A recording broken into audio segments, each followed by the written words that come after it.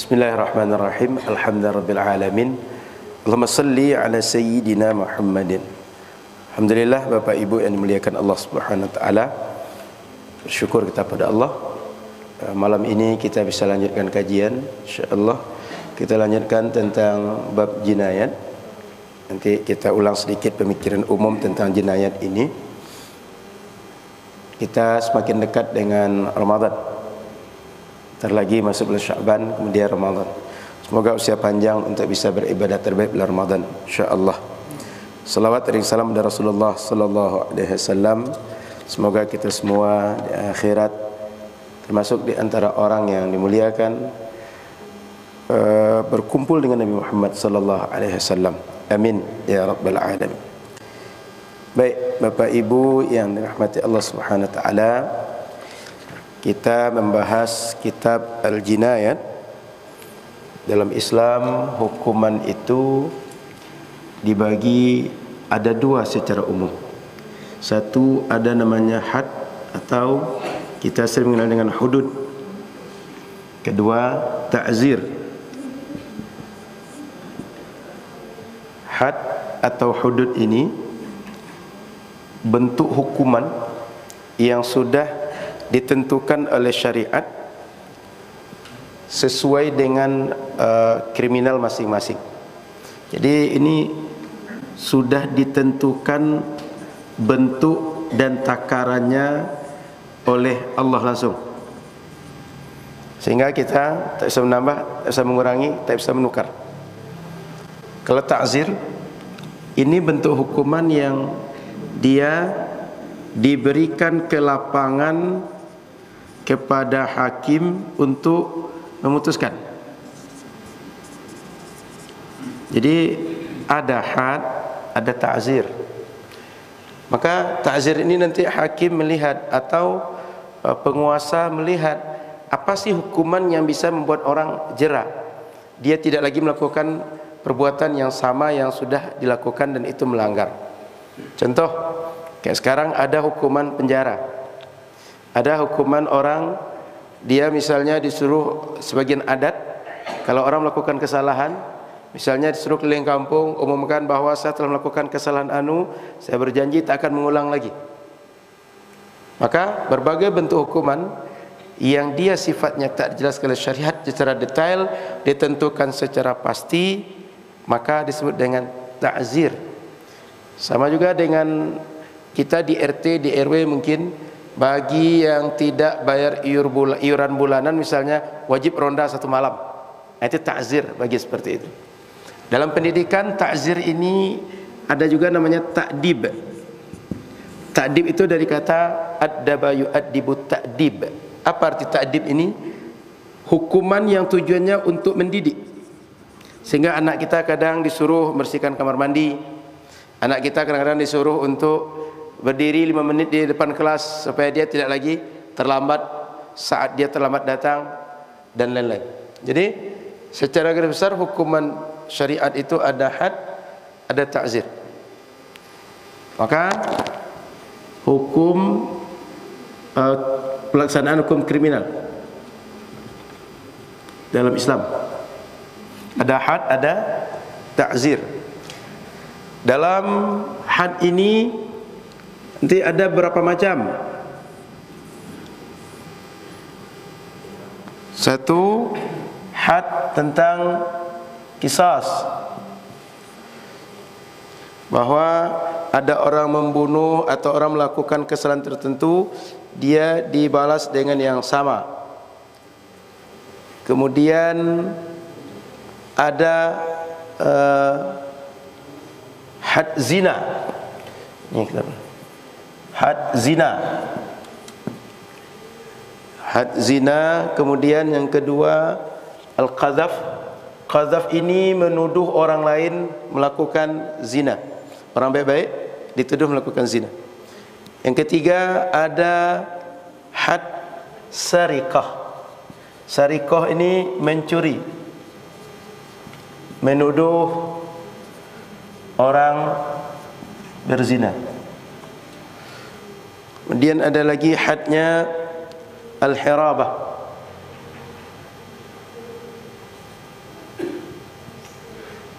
Hirabah ini penyamun yang apa namanya, perampok, perompak semacam itu. Kemudian begal, ada riddah, orang mengumumkan murtad terang-terangan. Sudah itu, ini 6 secara umum. 1, 2, 3, 4, 5 baru. Lagi had zina, had qazaf, sarikah, surbul khamar.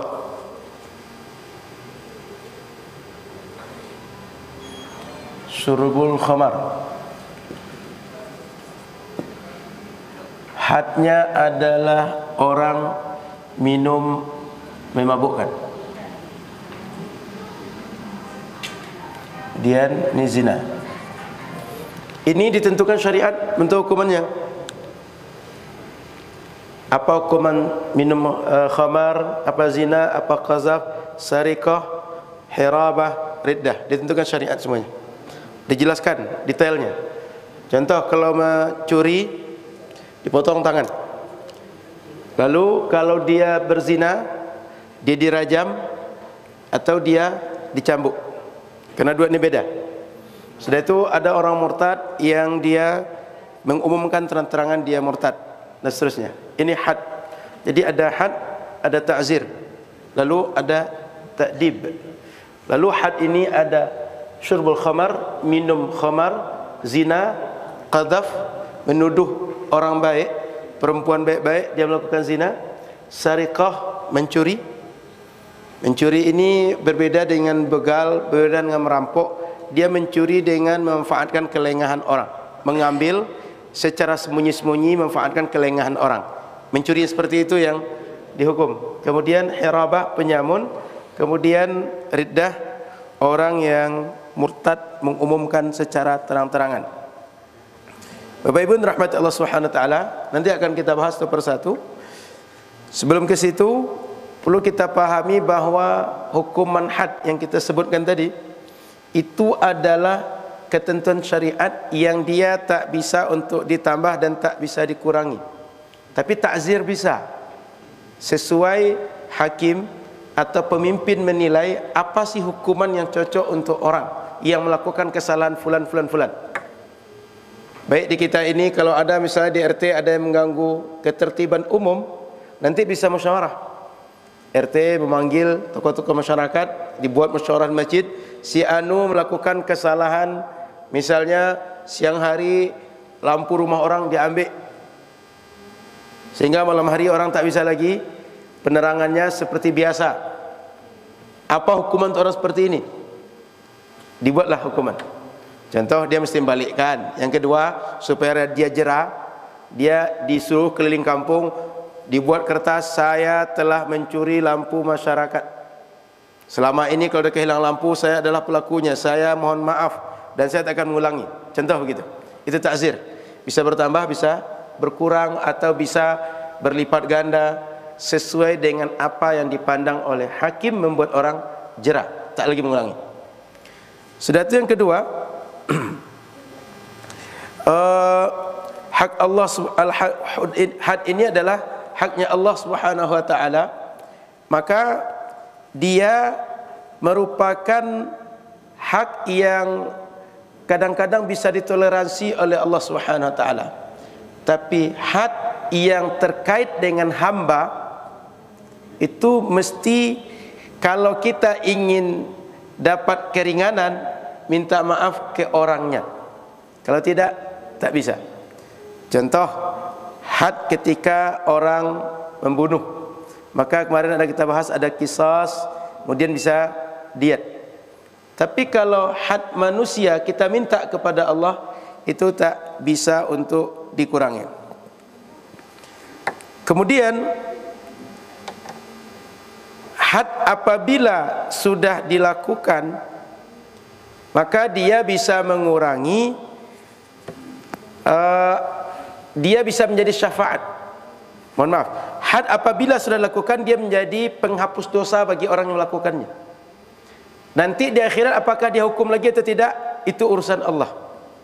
Tapi setidaknya dari hadis, dari penjelasan hukum syariat, mereka yang sudah melakukan kesalahan lalu dihukum, itu menjadi penghapus bagi dosa dia.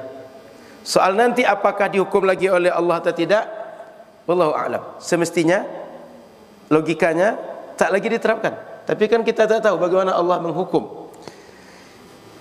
Kemudian had itu tidak bisa diberi syafaat. Dalam artian, kalau sudah ketentuan syariat bahwa dia adalah orang yang berzina, itu tak boleh dibantu, tak boleh ditolong agar dia selamat dari had zina.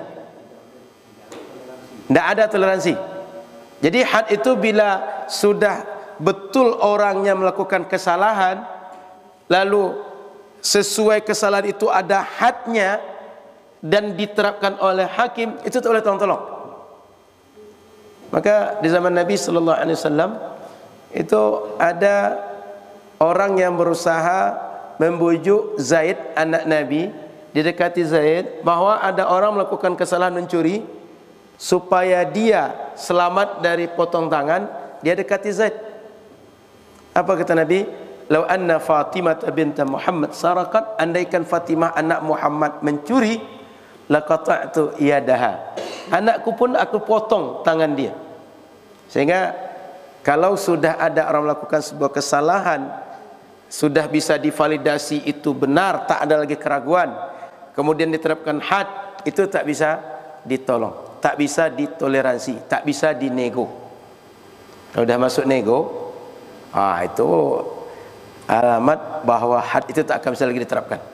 Kenapa? Setiap terjadi penegakan had, orang akan berusaha nego. Jadi tak bisa ditolong.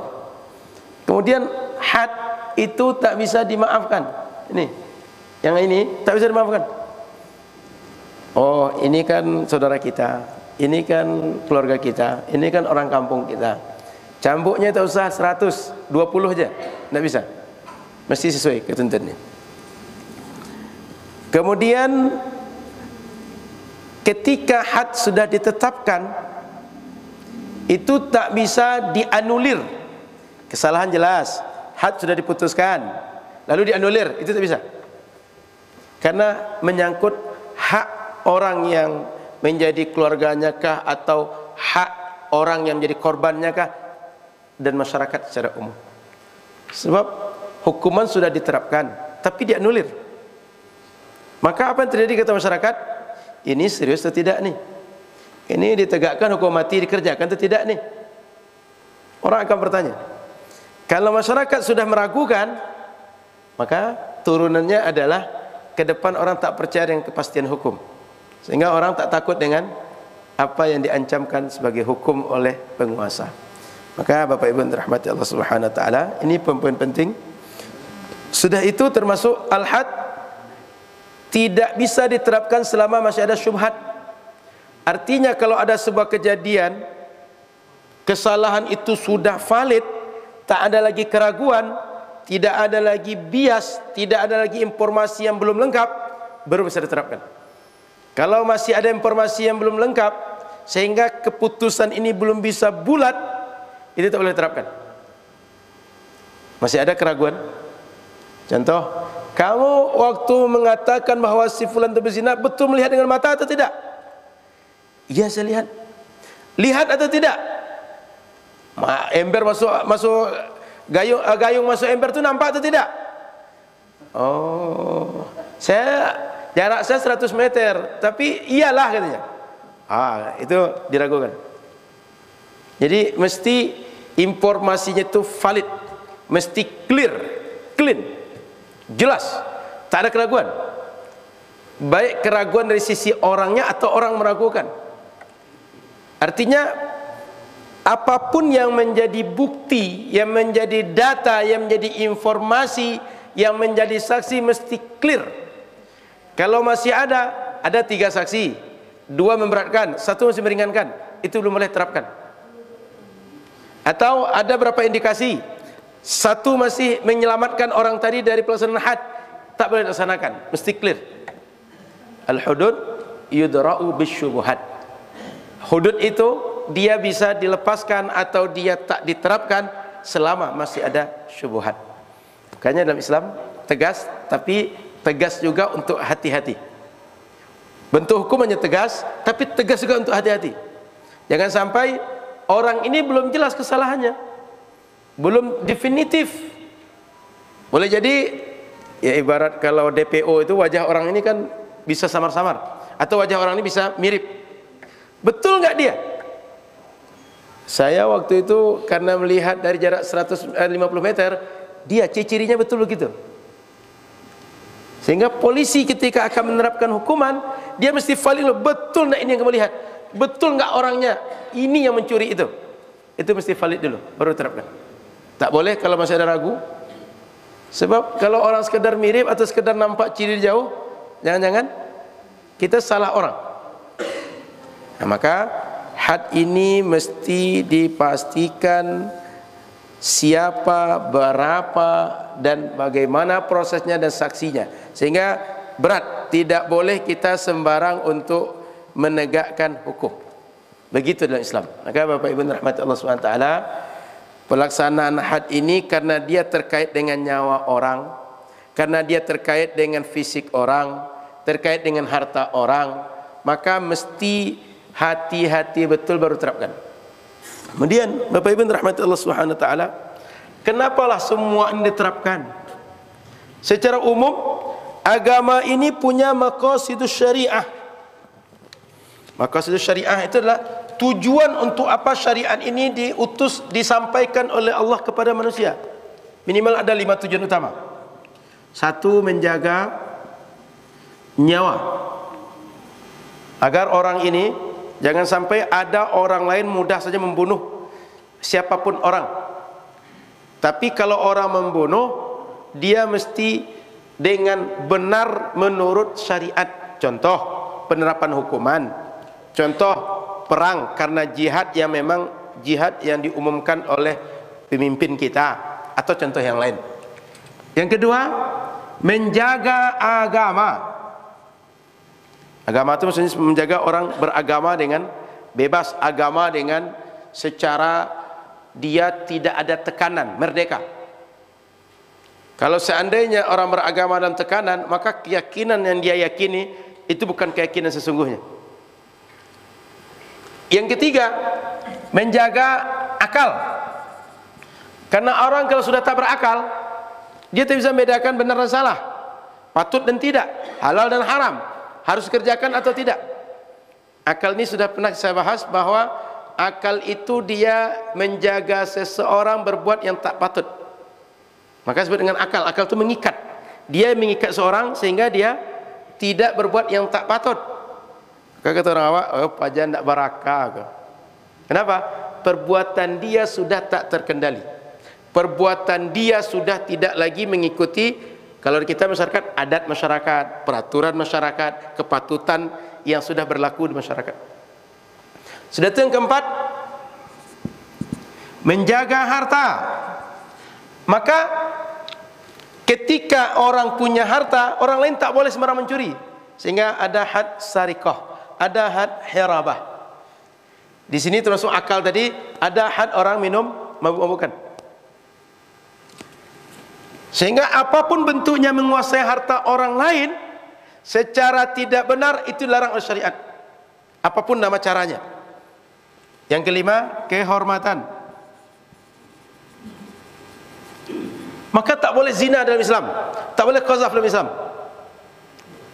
Kenapa? Kalau orang berzina atau diperbolehkan zina, nanti nasab anak itu ke siapa nisbahkan? Dan kalau anak itu tumbuh besar, nanti kalau nikah walinya siapa? Dia hidup di masyarakat, dia tidak akan pede. Kenapa? Dia lahir dari hasil hubungan haram orang tua dia. Dia bukan anak haram. Orang tuanya melakukan perbuatan haram. Jadi Bapak Ibu, tak ada anak haram. Yang ada itu perbuatan orang tua yang haram. Dia melakukan perbuatan haram. Maka ini syariat kita kalau dikaji semuanya, ini poros tujuannya. Menjaga nyawa setiap orang. Ini beragama atau tidak, dia terjaga. Sehingga segala apapun yang bertujuan atau targetnya bisa menghabisi nyawa orang atau terkait nyawa orang, syariat menjaganya. Dengan apa? Dengan hukum syariat. Yang kedua, agama. Yang ketiga akal. Maka akal tak boleh orang mabuk. Kemudian harta. Tadi ada berapa contoh mencuri, kemudian penyamun, ta'at tarik dan segala macam. Kehormatan. Tak boleh berzina, tak boleh menuduh orang lain melakukan perbuatan zina. Karena orang kalau sudah dituduh, itu akan menjadi image di masyarakat. Orang akan mencitrakan si anu tu orangnya tidak bisa menjaga kehormatan diri. Dia murahan dan segala macam. Yang nisbahkan di masyarakat, tentu saja itu akan melukai perasaan dan bukan hanya dia, tapi keluarga dia. Kata orang, keluarganya apa? Katanya orang ke masjid, orang pengajian, tapi anaknya berzina. Itu akan sebutan masyarakat. Dan itu akan menjadi malu satu keluarga besar nanti. Anak-anak mereka akan dengar. Makanya mohon maaf bapak-bapak, ibu-ibu rahmati Allah SWT, kalau sempat ada seseorang dia divonis bersalah, kemudian dipenjara misalnya, itu urusan tak sekedar yang bersalah divonis dipenjara lalu dikurung, tapi anaknya di rumah punya tekanan mental. Orang-orang mungkin akan membuli anak dia, atau minimal lihat sinis kepada anak dia. Maka oleh karena itu setiap kita sebelum berbuat itu fikirkan betul apa dampak dari yang kita buat.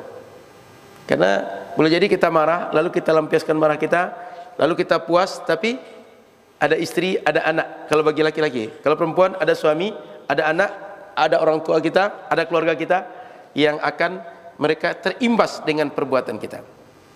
Baik, Bapak Ibu rahmat Allah SWT, saya kira itu cukup sebagai pengantar. Saya lanjutkan kajian kita di pekan yang lalu. Wa syara'itu wujubul qisas. Di buku kita halaman berapa Pak Mol? 130. Syarat pelaksanaan kisas lagi ya. Wa syara'itu wujubil qisas fil atrafi ba'da syara'itil mazkurah. Betul atau yang mana? Arba'ah itu mana Pak Mol ya? Wa syara'itu wujubil qisas arba'ah. Dan syarat pelaksanaan kisas itu ada 4. Apa dia? Ayyakunal qatilu balighan aqila. Orang yang membunuh dia adalah orang yang sudah baligh, orang yang berakal, sehingga perbuatan dia berdasarkan kesadaran, dengan pertimbangan matang, dengan pertimbangan yang sudah ditimbang betul oleh pelakunya. Karena orang kalau tak berakal, kalau dia belum baligh, itu masih ada indikasi orang ini mungkin akalnya tak sehat. Karena akal tak sehat, dia berani membunuh. Karena akal tak sehat, dia berani untuk menyerang orang. Maka qisas itu diterapkan kalau pembunuhnya baligh. Yang kedua, berakal. Yang ketiga, wa alla yakuna walidan lil maqtul. Yang ketiga, pembunuh bukan ayah dari yang dibunuh. Karena kalau ayahnya, dia penyebab adanya anak ini tadi. Sehingga kalau dia mematikan anak dia, dia tak dikisas oleh agama dengan dibunuh kembali. 4. Wa alla yakunal maqtulu anqasa minal qatil bi kufrin aw riqqin. Keadaan status manusiawinya orang yang membunuh tidak kurang derajat kemanusiaannya dibanding yang terbunuh. Maksudnya apa? Ada budak, ada kafir. Dalam Islam, orang kafir itu kualitas manusiawinya dia di bawah orang Islam. Yang kedua, budak, kualitas manusiawinya pandangan Islam, budak itu di bawah orang merdeka. Sehingga kalau mahar budak itu setengah daripada orang merdeka. Hukuman-hukuman dia setengah dari orang merdeka. Maka kalau seandainya pembunuh itu dia sudah baligh, dia sudah berakal, bukan ayah dari yang terbunuh, dan dia yang keempat adalah dia misalnya orangnya manusia merdeka, yang membunuh merdeka, yang dibunuh merdeka, diterapkan hukuman.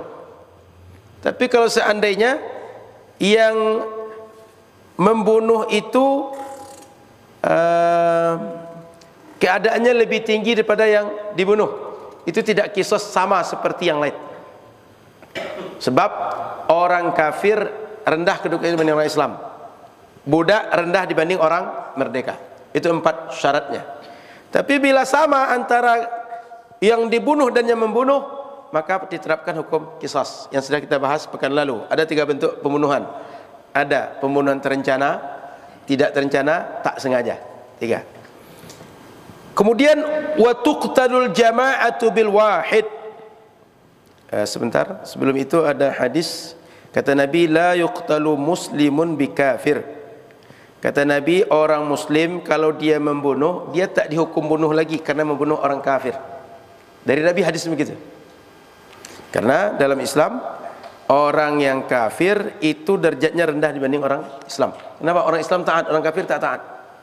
Orang Islam nurut, orang kafir tidak nurut. Kalau dia nurut, dia tak kafir. Kemudian di dalam hadis, dalam ayat Quran, kutiba alaikumul qisasu fil qatla al-hurru bil hurri wal 'abdu bil 'abdi. Qisas diwajibkan atas kalian kalau ada pembunuhan. Seorang hamba orang merdeka dibunuh kalau membunuh orang merdeka juga. Hamba dibunuh kalau membunuh hamba juga. Tapi kalau hamba membunuh tuan, tidak. Lari kepada diat. Orang kafir juga lari kepada diat. Tidak qisas dengan dibunuh balik. Kemudian wa tuqtalul jama'atu bil wahid. Kalau ada pembunuhan dilakukan oleh banyak orang terhadap satu orang, yang mati satu orang, yang membunuh banyak orang. Contoh dikeroyok. Atau ada satu orang dia mungkin anggap ketahuan maling di kampung ni.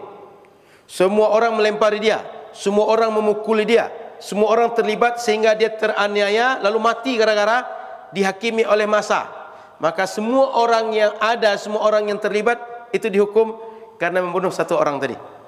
Tinggal nanti hakim memutuskan bagaimana para pembunuh tadi diberikan diat oleh hakim.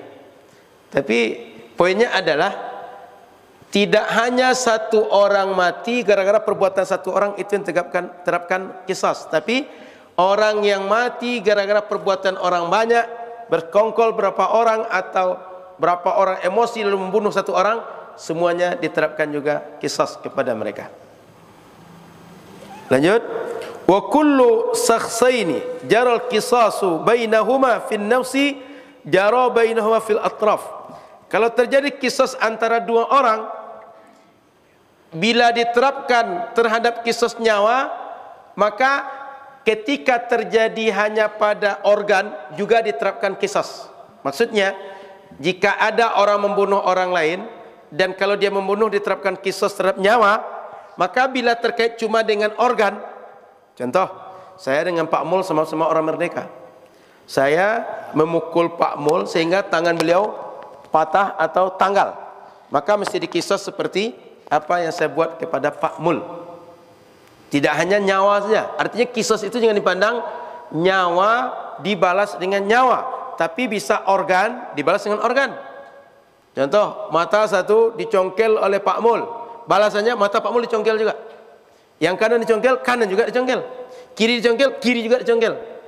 Kira-kira begitu. Jadi poinnya adalah qisas itu tak hanya terkait dengan nyawa, tapi juga terkait dengan tindakan zalim, tindakan melukai, tindakan melakukan kejahatan kepada fisik orang lain. Lanjut. Wa syara'itu wujubil qisas fil atraf. Karena dia katanya juga berlaku kepada fisik, tidak hanya kepada nyawa, maka ada ketentuan. Sebelum ke situ, dalam ayat Al-Quran Allah katakan, wa katabna alaihim fiha anna an-nafsa bin-nafsi. Dalam Al-Quran Allah katakan, kami sudah tetapkan kepada mereka bahwa kalau ada orang membunuh, balasannya membunuh. Wal 'aina bil 'aini. Kalau ada orang dia mencederai mata, maka balasnya dengan mencederai mata orang yang melakukan kesalahan. Wal anfa bil anfi. Kalau ada hidung yang dilukai, maka dilukai hidung orang yang melukai tadi. Wal udhuna bil udhun. Kalau telinga yang dilukai, balas melukai orang yang telah melukai tadi. Wasinna bisin. Kalau gigi ditanggalkan, tanggalkan juga gigi orang tu. Wal juruha qisas. Begitu juga kalau ada yang luka. Boleh jadi luka itu memar, atau boleh jadi luka itu memang mengalir darah, dibalas dengan yang sama. Maka Bapak Ibu yang dirahmati Allah Subhanahu wa taala, dalam Islam kalaulah diterapkan Orang-orang tak mudah untuk menzalimi orang lain, tak mudah menganggap ringan nyawa orang lain, tak mudah melakukan berbagai kekerasan kepada orang lain. Apalagi hari ini kita kadang-kadang disibukkan dengan isu KDRT. Maka Bapak Ibu rahmati Allah SWT, belum terjadi berbagai kasus-kasus di masyarakat kita, Islam sudah mempersiapkan hukumnya. Kenapa begitu?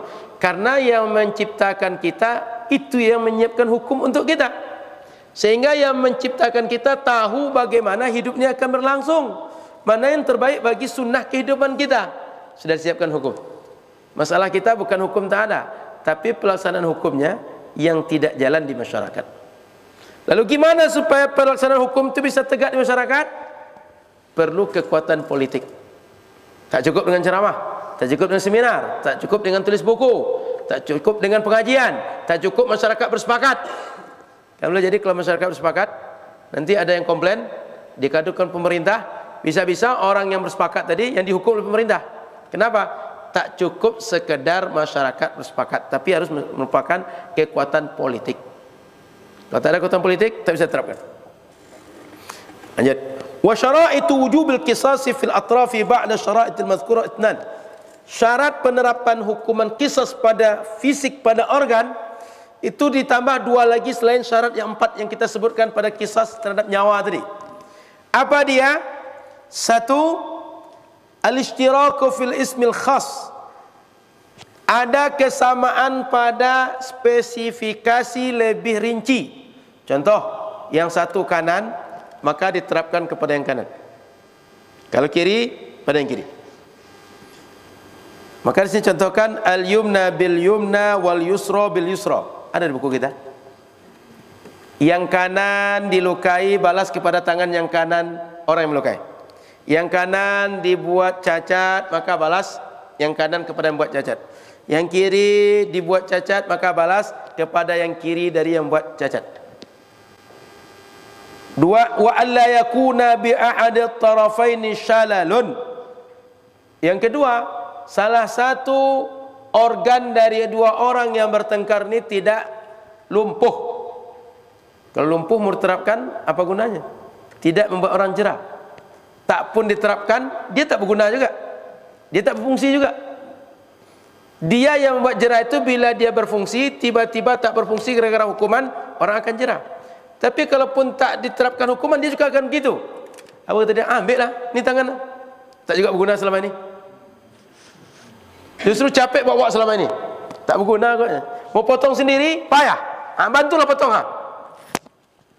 Jadi sama-sama sehat diterapkan kepada yang melakukan, dia dalam keadaan sehat, berfungsi normal. Kalau dia sakit, dia lumpuh, dia tak berguna, tak diterapkan. Kenapa? Diterapkan tak diterapkan keadaannya sama saja, tak akan buat jerah. Kemudian wa alla yakuna bi ahadi tarafain syalal. Kemudian wa kullu udwin ukhida min mafsilin fa fihi al-qisas wala qisasa fil juruh illa fil mudihah. Setiap anggota badan, organ yang diambil dari persendian atau lepas anggota badan diputus dari persendian, itu diterapkan qisas. Maka tangan potong, jari lepas, itu diterapkan qisas. Tapi wala qisasa fil juruh, tidak terjadi qisas, diterapkan qisas kalau terjadi luka di badan saja. Kecuali katanya illa fil mudihah, kecuali ketika luka itu sampai kepada tulang. Ini tangan kita luka dan lukanya itu sampai kepada tulang. Kalau sekedar luka misalnya apa istilahnya lecet, itu tidak diterapkan qisas. Sebab kenapa? Payah untuk ditakar. Berapa dalam sih? 5 cm atau 3 cm? 4 apa 2 cm? Itu payah ditakar. Tapi kalau ke tulang itu jelas bahwa dari kulit itu ke tulang. Ketika diterapkan dari kulit ke tulang, itu sama. Tapi kalau 5 atau 3 cm sudah dilukai 3 cm, kurang tambah 1 lagi. Itu berbeda. Dilukai sekali dengan 2 kali pisau melukai, itu beda sakitnya. Maka tak diterapkan pada luka yang seperti itu, kecuali jelas dia mudihah sampai luka tadi kepada tulang. Sehingga ketika dibalas pun sama dia. Baik, Bapak Ibu yang dirahmati Allah SWT, sampai di situ saya cukupkan, kita lanjut diskusi. Baru kita masuk kepada diet. Silakan, Pak. Orang yang mengamirkan murtad ini gimana? Jadi orang murtad itu tak ada masalah, Pak. Dia keluar dari agama tak ada masalah. Dia masuk Islam juga tak dipaksa. Maka dalam Islam la ikraha fid din. Tapi kalau ada orang dengan terang-terangan saya murtad, saya keluar dari Islam, diumumkan. Kenapa dia dihukum, Pak? Sebab ketika dia umumkan terang-terangan, berarti dia berusaha memprovokasi orang lain. Sehingga apa akan terjadi dalam pikiran orang? Islam itu agama yang tidak beres. Kenapa? Itu buktinya ada yang keluar dari Islam. Maka orang lain akan mengatakan, oh Islam agama tak benar. Dan orang Islam pun bisa ragu. Sehingga kata orang Islam, oh iya juga ya, hukuman selama ini katanya hukuman adil, dia memudahkan, rupanya mencekik awak selama ini. Sehingga dia teringatlah hal-hal yang buat dia berat dalam melaksanakan agama. Akhirnya terbawa kepada murtad. Itu yang kata para ulama itu, atau dalam hadis itu, man baddala dinahu, siapa saja orang yang mengganti agama dia dari Islam ke agama yang lain, faqtuluhu, bunuh dia, kata Nabi SAW. Di antara hikmahnya itu, Pak, dia bisa memprovokasi orang untuk memusuhi Islam, atau orang Islam yang lemah imannya untuk tergiring murtad sama dengan orang itu. Nanti insya Allah kita bahas lebih lanjut, tapi secara ringkas begitu, Pak. Hikmahnya dibalik diterapkan had itu adalah orang tidak punya sentimen atau penilaian negatif terhadap Islam. Yang kedua, orang lemah iman, dia tak tergiring untuk keluar daripada Islam. Gitu, Pak. Cukup, Pak.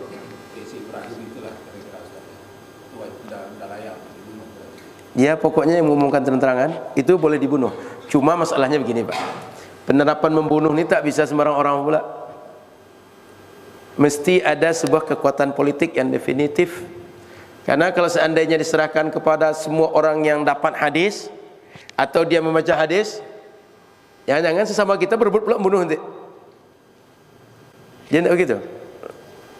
Maka bapak-bapak, ibu-ibu yang dirahmati Allah, kalau ada perintah penerapan hukum yang hadisnya diceritakan bentuknya umum, itu sebenarnya hadis itu bermakna khusus. Khususnya apa? Ini diterapkan oleh para penguasa yang dia definitif sebagai penguasa dalam Islam. Contoh, dia sebagai khalifah, dia sebagai hakim, atau orang-orang yang memang secara politik dia sebagai pemimpin umat Islam. Jadi belum azan Isya.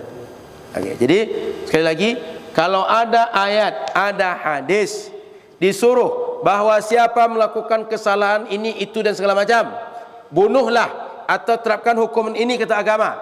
Itu maksudnya adalah hadis beredaksi umum, tapi dimaksudkan kepada orang khusus. Siapa orang khusus itu? Pemerintah yang definitif. Kenapa pemerintah yang definitif? Nanti jangan sampai ketika ada perintah membunuh, setiap orang akan membunuh, dan dia ketika membunuh tidak melalui tahapan. Contoh, tidak pembuktian, tidak ada persaksian, sehingga pembunuhan itu valid untuk orang yang betul-betul bersalah dan betul diterapkan sesuai ketentuan syariat. Begitu.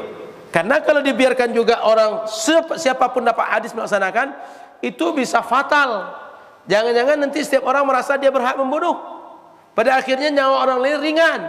Justru bukan maksud yang diinginkan syariat yang terwujud dengan pelaksanaan hukuman tadi, tapi lebih fatal dibanding yang diinginkan oleh syariat. Gitu, Pak. Jadi seperti yang Pak Irzal sebutkan atau contoh yang lain bisa diterapkan. Cuma masalahnya kita tak punya instrumen untuk penerapan itu. Gitu, Pak. Jadi bukan hukumannya tak berlaku, berlaku. Menurut syariat diterapkan. Pelaksanaannya tak bisa dilaksanakan karena tak ada instrumen. Gitu, Pak.